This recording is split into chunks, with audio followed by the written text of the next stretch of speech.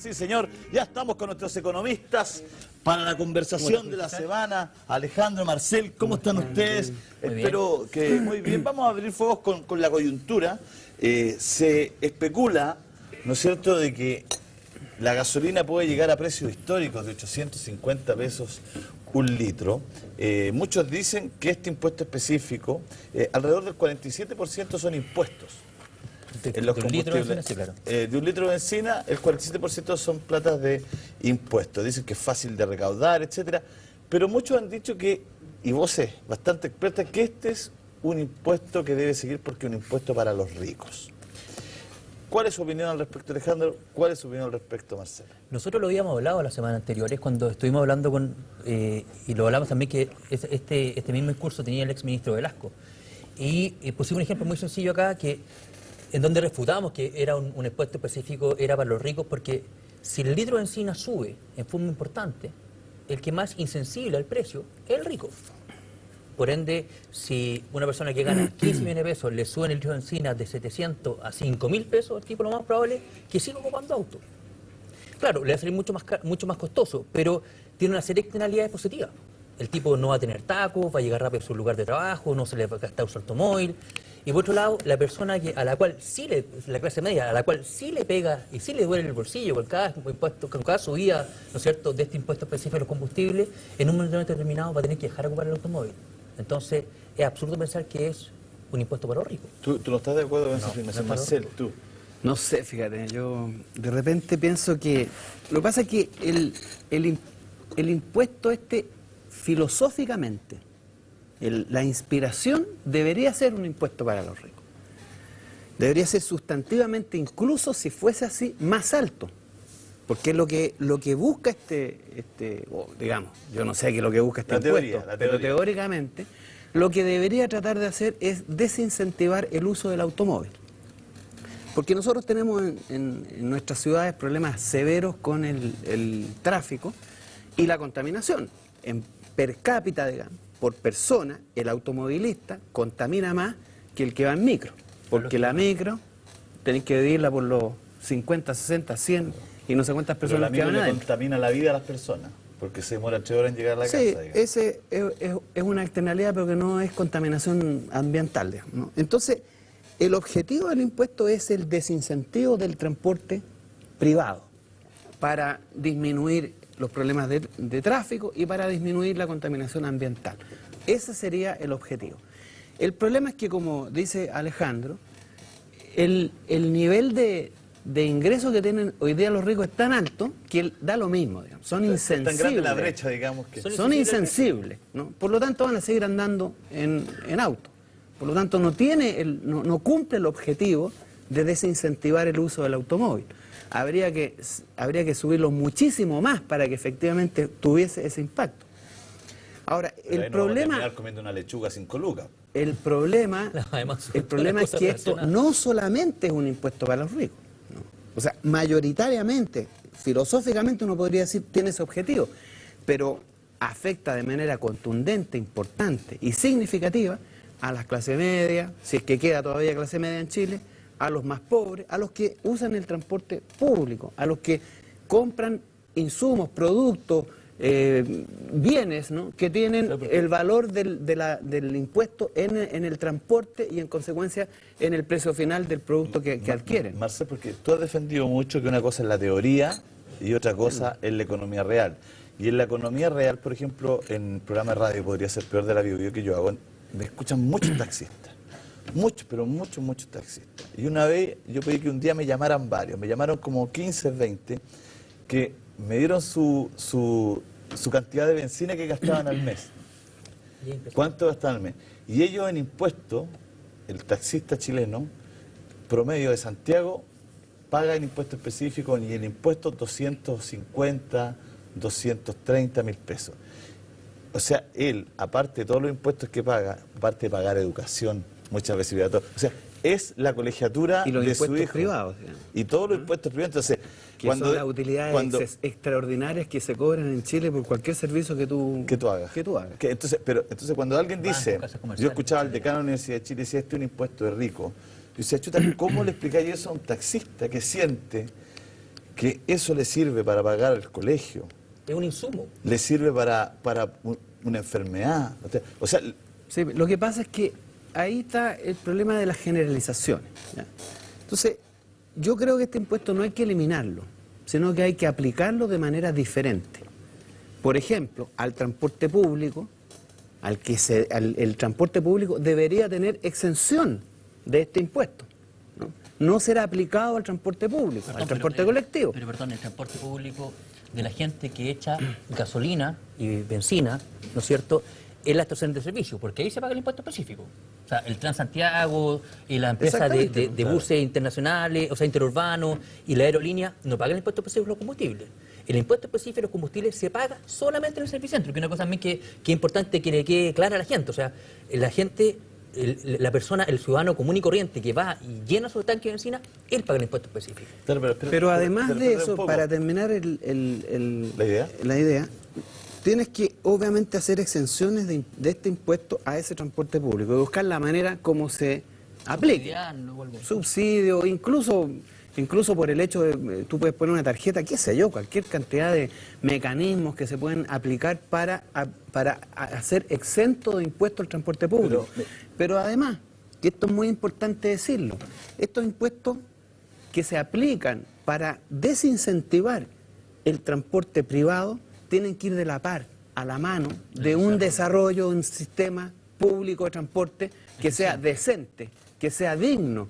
Entonces, claro, uno puede decir que es un impuesto para ricos, más o menos. En parte la idea es esa, pero termina afectando mayoritariamente por los problemas de desigualdad, porque no hay exenciones tributarias, a las clases medias, a los más pobres, y además tú no le ofreces al que, por ejemplo, tiene un auto que se va a la casa a trabajar, trabaja en el centro, no le ofrece una alternativa de mejor calidad y entonces lo obliga a pagar mucho más caro por su transporte. Entonces, la discusión es compleja. Claro, mira, ayer me escribió una niña que se demoró 37 años en comprar un auto.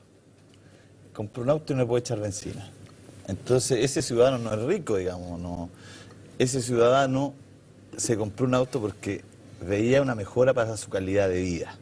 Porque como tú dices, si no va de la... O sea, porque en Chile yo pienso que se aplica el impuesto al revés.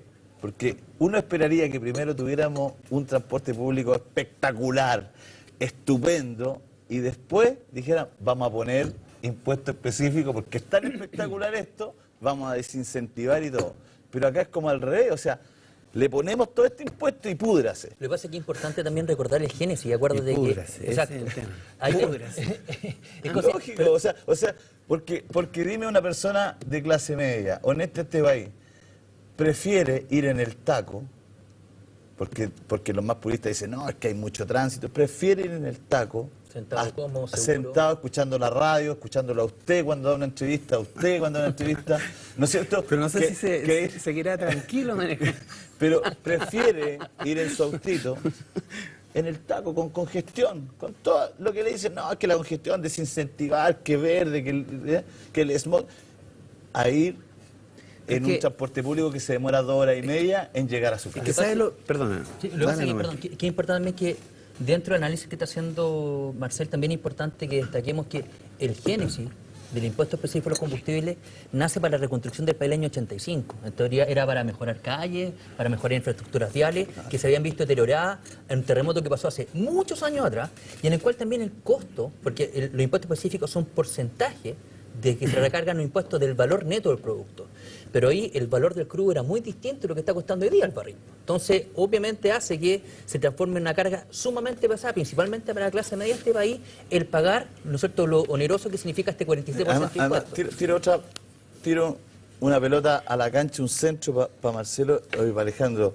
Pero la gente de ADICO, la Asociación de Distribuidores de Combustibles de Chile, ha dicho, si este impuesto se le cobrara, porque recauda aprox 2.000 millones de dólares, si este impuesto se cobraran 2 pesos por litro a cada actor que lo utiliza, mineras, hidroeléctricas, que ganan millones, digamos, no vamos a hacer quebrar una minera por un impuesto específico. Minera, como tú decías, línea aérea. No, pero yo creo que es una salvedad porque es disputada, por ejemplo, durante 23 años no tuvo utilidades, por lo tanto, capaz que quiebre.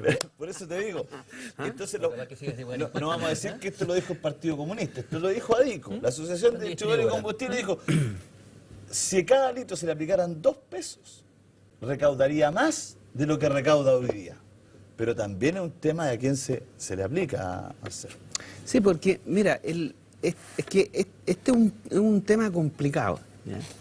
Porque no se puede a pensar o implementar de manera individual. Aquí también está metido el tema del Transantiago, ¿no? Porque uno dice, ¿por qué no le dan subsidio al transporte público? Si el transporte público tiene subsidio, pero a las utilidades de los operadores, no al precio del consumidor. Del consumidor, Claro. ¿me entiendes? Entonces, todo está mal armado acá. Efectivamente, yo creo que habría que, el impuesto a los combustibles debería ser mucho más alto, aplicado exclusivamente al transporte privado, porque de esa manera tú le cobras al transportista privado que usa las calles, que contamina, el costo de lo que él está utilizando y del daño que está imputando a la sociedad. Pero obviamente tienes que a la par de eso, por eso que no es llegar un transporte público decente, que efectivamente acorde, subsidie el costo del pasaje a la persona y no al empresario que opera. Y además tienes que tener condiciones apropiadas para que, por ejemplo, el transporte colectivo, los taxis, no tengan ese impuesto, ¿no? Pero eso requiere una mirada de país, una mirada pública, desde el interés público. Ellos no quieren modificar este impuesto, ¿por qué? Esta es la razón de fondo. Porque tendrían que suplirlo con otros impuestos. Y esos otros impuestos dañan a personas mucho más poderosas que los transportistas públicos, que los colectivos, que la gente que anda en micro. Esa es la razón de fondo, porque significaría buscar hacer una reforma tributaria que hiciera eso que tú dices, que dice ADICO, ¿no? ¿Por qué no le cobramos 2 pesos y eliminamos este problema para evitar la recaudación? Porque tendrían que entrar a discutir y a negociar con aquellos que son los que ponen a los políticos en el poder. Dame solo un minuto, Marcel. Bueno, y una gasolina a 8.30 sería una catástrofe, a 8.50, ¿no? Sí, lógico. Pero lo que decías tú... Porque sube la lechuguita también. Sube todo. En este país sube todo y, Sube el tomatito. y baja el optimismo. Y la cerveza. Ni hablar. ¿Para qué nos Sí, vamos? las ahí, ¿Para qué no? Y todas las cositas. Lo que pasa es que lo que decías tú... Las frutitas, es ya los importante duraznitos ya no están a 3.90. es un impuesto súper fácil de recaudar. De hecho, cuando uno hace análisis por ejemplo, de análisis estratégico, Michael Porter plantea, ¿te acuerdas del poder negociador de las 5 fuerzas que negocian dentro de un mercado? Y está el negociador de los compradores, que es una de las principales fuerzas que se analizan. Nos damos cuenta que acá el poder negociador del consumidor es cero. Al estar disgregado, ¿no es cierto? No tener ningún poder de actuar, solamente reclamar. El taxista no puede decir, llega, o me baja la benzina o no compro. El tipo le va a decir, no me compre nomás. Entonces, Pero ellos pueden detener el tránsito y ahí llega la policía. Claro. Pero es que, además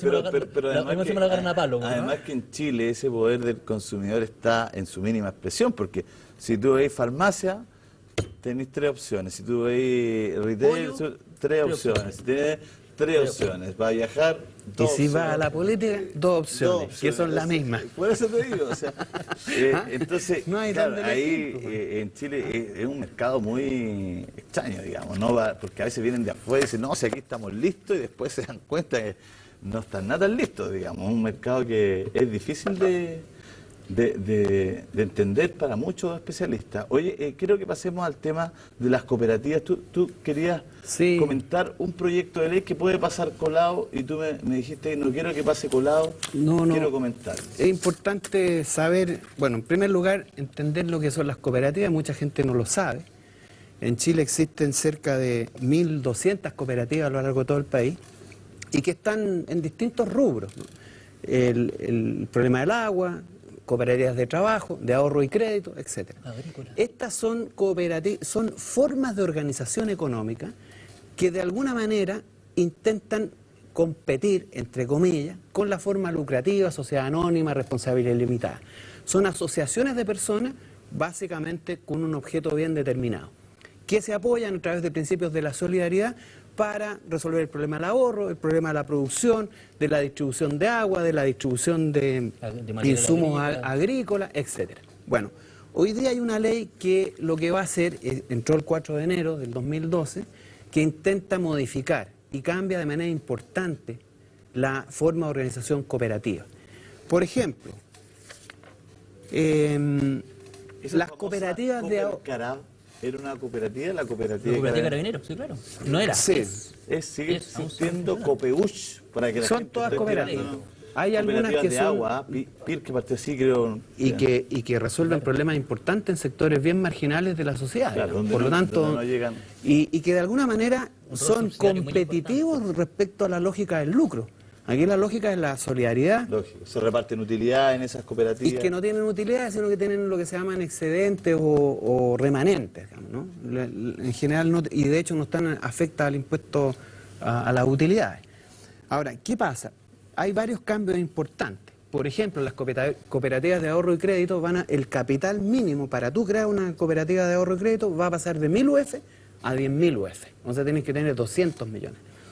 Y si esa cooperativa llega a tener un capital de 400.000 UF, tiene que ser supervisada, regulada por la Superintendencia de Bancos. O sea, hay una presión, una exigencia, una reforma a la ley que va a obligar a las cooperativas de ahorro y crédito, que es una alternativa a los bancos, esta es la lógica de esto, ¿no? Alternativa a los bancos no quieren ninguna competencia, van a tener que ser reguladas y tienen que comportarse como bancos. Normalmente, de acuerdo a la ley, del excedente que restaba de las cooperativas, solo las de ahorro y crédito tenían que constituir una reserva legal, ¿no? Ahora todas las cooperativas, 20%. O sea, tú te puedes imaginar una cooperativa de trabajo que tratan de resolver un problema agrícola, que tienen muy pocas ganancias o muy poco excedente, que se lo reparten como su salario, ahora van a tener que guardar un 20% de eso como una reserva legal. Entonces, todas estas modificaciones apuntan a limitar, a debilitar el movimiento cooperativo, a debilitar la organización cooperativa que existe en Chile y que de alguna manera ha permitido resolver problemas de pobreza, falta de ingresos, etcétera. Y funcionamiento eficiente en muchas áreas. Exactamente. Entonces, aquí el llamado es a pensar en esto, que la gente lo entienda, que se informe sobre esto, y a los parlamentarios a que no dejen pasar esta ley, que lo que va a hacer es limitar y obviamente darle mucho más espacio al mercado lucrativo que a las alternativas solidarias de... Podrían desaparecer, digamos, un buen chileno. Y ya están desapareciendo. Sí, claro. Ya están desapareciendo. Porque con todas estas restricciones son tantas las exigencias que le van poniendo. De hecho, por ejemplo, otra modificación importante es que la ley actual establece que un socio no puede ser dueño más del 20%. Ahora puede ser hasta el 40% y hasta el 80%. Por lo tanto, en algunas otras cooperativas, las que tienen menos de 20 socios, tú vas a poder nombrar un gerente general, que va a tener todo el poder. Hoy día, una junta general es la que toma esas decisiones. Entonces, todo va ordenando la jurisdicción, la legislación de cooperativas para que se comporten como una sociedad anónima cualquiera, una sociedad de responsabilidad limitada, y donde un poder importante pueda llegar a capitalizarla y generar las condiciones de propiedad y de relación capital-trabajo que existen normalmente. Vamos a quedar pendientes de esa información. El proyecto se presentó la semana pasada, así que esperar que se demore harto, eso los proyectos, o sea, y lo echen para atrás, digamos. Ojalá haya un proyecto bueno, digamos, un proyecto que efectivamente fomente el desarrollo cooperativo, que haya apoyo del Estado para fortalecer estas organizaciones, porque son hoy día en Chile una alternativa. Imagínate lo que significaría cooperativas de consumo. Y una vía de desarrollo social, de equidad social, de poder alcanzar algunas veces elementos que, por ejemplo, de riego, que en ciertas poblaciones sería imposible si no fuera por la ayuda de estas cooperativas.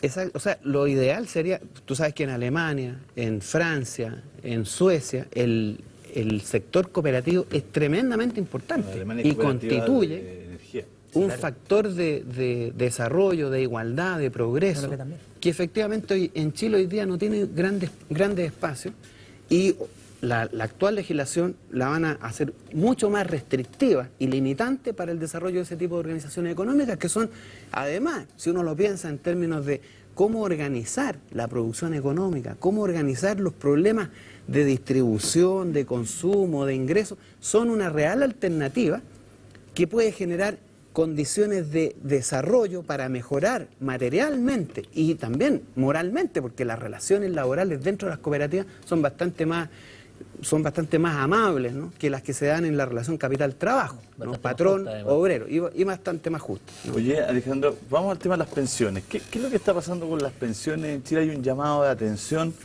dicen que disminuyen, disminuyen importantemente. Por eso, ¿por qué no nos cuenta un poco? Porque, a ver, nosotros tenemos la estructura donde se colocan los dineros de los chilenos hoy día. Es una colocación en donde hay cierta cantidad de plata que yo puedo colocar en diferentes instrumentos de financiamiento. Y estamos viendo recién que ahí tiene un par de datos, Marcel, más claros de cómo los fondos han caído este año y cómo van a bajar este año las pensiones del año 2012. Esa información es importante. Claro, es importante porque la gente que trabaja en el sector AFP siempre está diciendo, oye, no veamos cuánto baja este año, ni estos 3 meses, ni los últimos 6 meses, veamos esto en el tiempo, esto tiene que ser visto a largo plazo, una jubilación, o sea, ellos estiman que siempre la plata que uno pone en tal momento después va a ser mejor, digamos. Sí, pero para la gente que está a punto de jubilarse no le sirve el largo plazo. O sea, cuando yo tengo 64, cuando yo tengo 65 años, cuando estamos viendo que un porcentaje importante de la población que está cotizando en FP, ¿no es cierto?, ya en 10 años y va a empezar a cotizar, va a empezar, ¿no es cierto?, a ejercer su derecho de jubilación, nos vamos a dar cuenta que ese tema es crítico. Porque Mira, aquí hay un consultor laboral, Axel Tapia Martínez, asesor previsional además, que le pide seguramente una información de los cambios en el tope imponible el año 2012, el impacto en las rentas líquidas de pensiones. Por resolución exenta 016 de fecha 5 de enero, ahora del 2012, la Superintendencia de Pensiones reajustó el tope imponible para el año 2012, fijándolo en UF 67,4. En el año 2011 ese tope alcanzaba a 66. Para los trabajadores que imponen por este monto, el impacto será una mayor cotización a sus cuentas individuales. Esto favorece una mayor capitalización en las cuentas individuales. Un mayor pago por cotización por salud, 7% sobre la nueva renta imponible. Esto no significa un aumento o mejoría en las prestaciones de salud, que van a seguir iguales, dice el consultor. Un mayor pago de las comisiones que cobra la AFP a sus afiliados. Se pagará más a la AFP por la administración de los ahorros previsionales haciendo lo mismo. Un aumento de los requisitos para pensiones anticipadas, digamos, o para pensionarse anticipadamente. Pensionarse anticipadamente será prácticamente imposible por el capital que se va a requerir para financiar el nuevo mínimo legal. Un menor sueldo líquido por los mayores descuentos. Todo para beneficio de las personas. Bueno, trabajan en la ISAPRE. La verdad que este informe, Ahora, es importante aclarar a ver, ¿cómo una UF,4 causa tanto impacto, digamos, no? Es que no es poco. Por eso es más o menos lo que gana un poquito más del ingreso personal que tiene 1,7 millones de chilenos en el 10% más pobre. No es poco. No es poco. 1,7 UF. Ahora, es que es importante explicar eso, porque lo que hay que decir es que hasta el año pasado, 66 UF era el tope máximo sobre el cual tú podías imponer. Si tú ganabas más de eso... Si tú ganas 90 UF, pagas hasta 66. Hasta 66, ¿no? Ahora lo subieron. Entonces, obviamente ya los impuestos, o sea, digamos, las tasas que se aplican, el 7%, el 10% de la AFP, se aplica sobre una parte mayor de tu ingreso. Eso es lo que significa eso. Se aplica sobre un porcentaje mayor de tu ingreso. Y raya para la suma, menos lucas para el bolsillo. Menos sueldo, digamos. Significa más cotizaciones a la AFP, más cotizaciones a la ISAPRE, más ganancias de estos grupos, ¿no?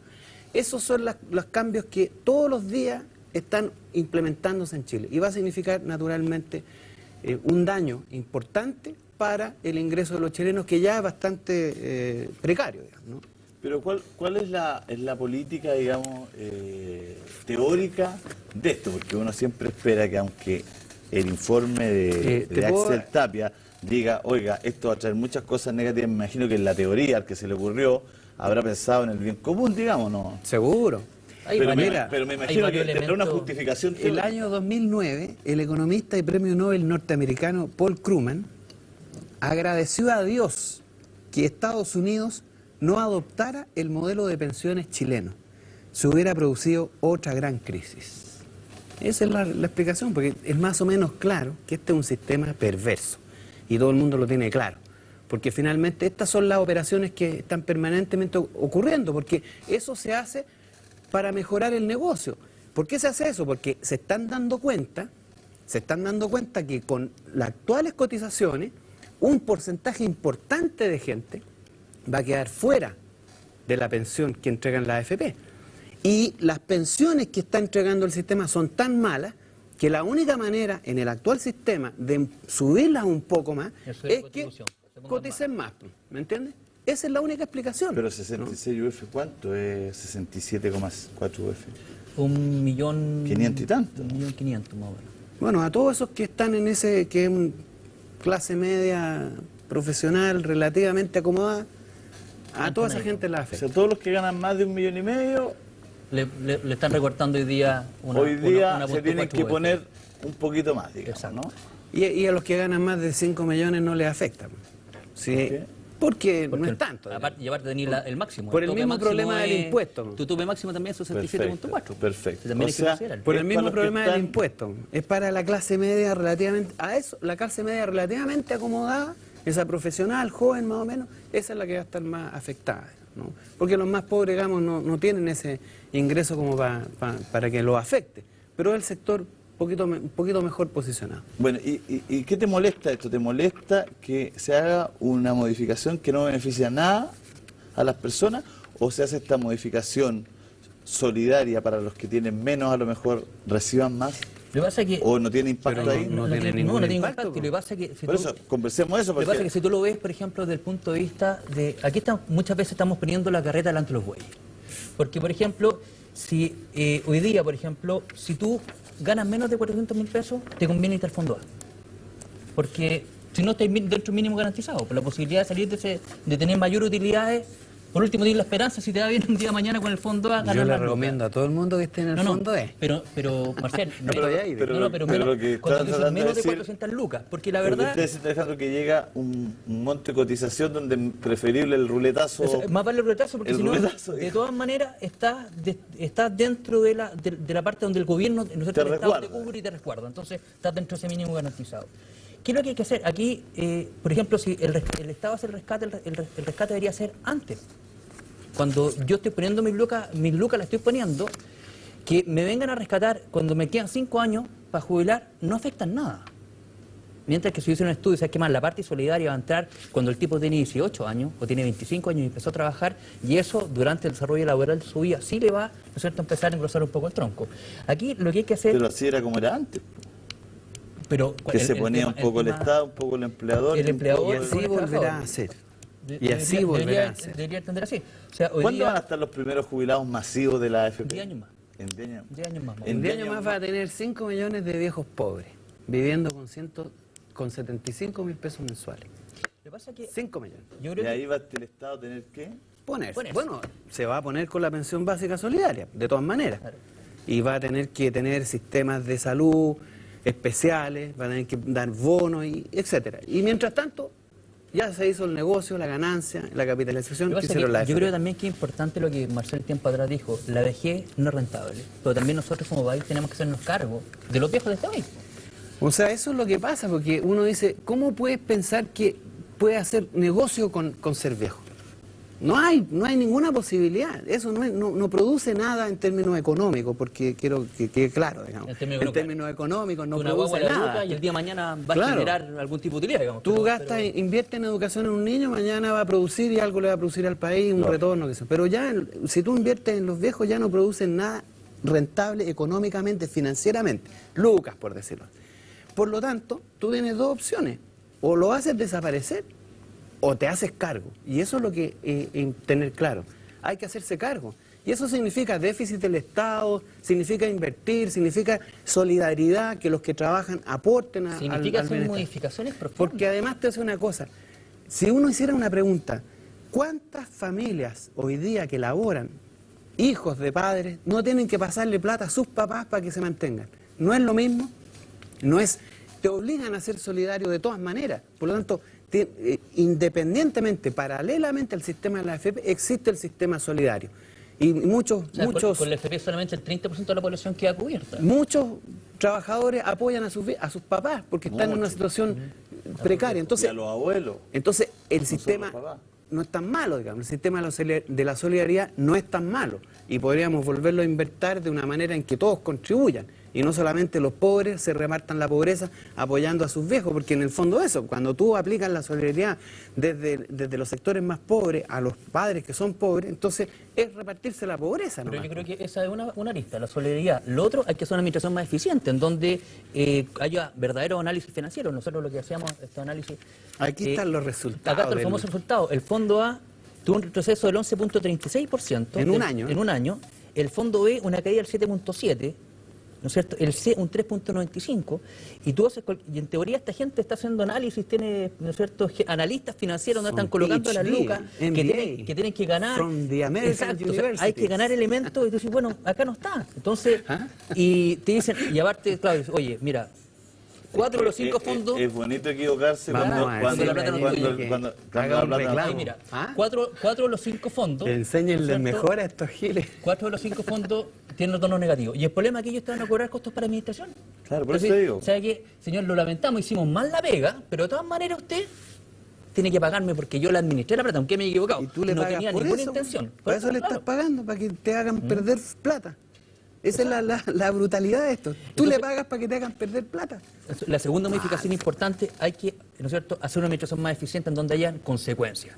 Consecuencias en todo sentido, cuando hay especulación, cuando hay manejo, cuando hay malas compras. Me gustó eso de las consecuencias. Deme solo un segundo. Tengo que ir... A sacar un calculito aquí, tú dijiste, ¿pero qué es lo que es 1,77? Claro. Aplicado al 8% a Provida de la ABC1, que la ABC1 en Chile más o menos un 8% de la población. O sea que, partamos de la base que esa gente gana más de... El millón. De este famoso 1,5 millones. Provida solamente, que tiene 3,5 millones de afiliados. Aplícale el 8% a 3,5 millones de afiliados, multiplícalo por esa UEF. O sea, el 8% es 3 el 8%, multiplicado por esa UEF se da 21.756 millones de pesos de incremento para el sistema. Para el sistema. Eso es. Solamente en Provida. 22.000 millones de pesos. Y solamente para Provida. Multiplícalo por 12, multiplícalo por 30. Y así. Entonces no es poco, ¿no? Entonces, uno más uno. Sí, no, va sumando, va sumando. Una gota y otra gota hacen tormenta. Tú hablabas un poco de que, bueno, que si alguien se equivoca, que tiene que haber... O sea, si yo como la pega que me canso, Este otro tema, este es de la AFP también, ¿eh? ¿Sí? Los nuevos afilados. Ah, sí, afiliados, claro. quiero decir. Los nuevos afiliados, los trabajadores independientes, ya vamos a tocar, ya eso. no metemos. Pero me parece, ¿tú crees que se puede llegar a la penalidad? O sea, que un ciudadano diga, oiga, yo le pasé a usted toda la plata de mi vida con una promesa, que esto iba a ser mejor. Resulta que hasta ahora esto es peor y yo le sigo pagando a usted. Eso... O sea, sería ideal que por lo menos, si el tipo le está yendo mal, por último que no me cobre comisión, sería como lo mínimo. O sea, oye, me equivoqué, y ¿sabes qué? Que me por la un tema devuelva. ético y moral, no, por último, pero no, ético y moral, por último, ni siquiera te lo voy a cobrar. Ya, por esta vez no te lo cobro. Y que devuelvan. ¿No es cierto? Tenemos que otra cosa, aumentar el fondo. Aquí el empleador también tiene que hacer un aporte como con un poco antes, porque si no, el fondo no nos llega para la jubilación. Hoy día pasamos de una jubilación que antes estaba compuesta por Estado, por empleador y trabajador, ahora pasamos a uno que es solamente individual. Hoy día yo solo como trabajador, ¿no es cierto?, meto mis luquitas dentro de un fondo de pensiones. Y lo otro, que tenemos que diversificar la inversión de la AFP. La AFP hay que llevarla a la economía real. Lo hablamos otra vez que pasaba, si hacía una compra del cobre, decía Marcel con la plata de esto. Si tangibilizamos y hacemos viviendas sociales, si prestamos dinero para... Que entre las lucas en hacer crecer Chile, que no se vayan en la economía real, que entre la economía real. Que no se vayan a comprar bonos. Piensa tú que el fondo de la AFP es más o menos 130.000, depende el nivel de pérdida que llevemos, pero hasta... Hay que sacarla al mes, porque la verdad que cambia. 130.000 millones de dólares. La inversión extranjera en el cobre, solamente en 30 años fue 30.000 millones de dólares. La inversión extranjera. Esa que se permite hoy día llevarse 30.000 millones de dólares al año, es 30.000 millones, o sea, ni siquiera un tercio de lo que está en los fondos de pensiones. O sea, con los fondos de pensiones tú puedes hacer mega inversiones en Chile. El 90% del mega cliente que está en inversiones. Chile viene de la AFP. De nuestra Energía plata. solar, producción agrícola, producción forestal, Camino, de todo. Oye, Alejandro, un gustazo tenerlo aquí. ¿No, Me Julio gusta César? que no se vayan de vacaciones todavía para tenerlos todo el mes. Esperemos Oye, ¿y por se todo acabó? el mes. Se acabó, ¿no? Hemos estado...